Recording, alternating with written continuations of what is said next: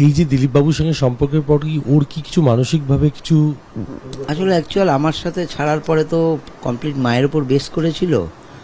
এবার মাও বিয়ের পরে মা বিয়ে হয়ে চলে যাচ্ছে, এটা একটা মেন্টাল মানে ওর বুঝতে না দিলেও আপসেটনেস ছিল, যার জন্য সোশ্যাল অনুষ্ঠানটা তো ছিল না। আমাকে ফোন করেছিল যে বাবা যে আফটার ফিউ ইয়ার্স আমিও বিয়ে করব, মা বলছে মা তো আবার একা হয়ে যাবে, মা একটা ডিসিশন নিচ্ছে, সে যদি ভালো থাকে ভালো, অবশ্যই থাকুক। তো সেটাই আর কি। মানে ও মেনে নিতে পারে?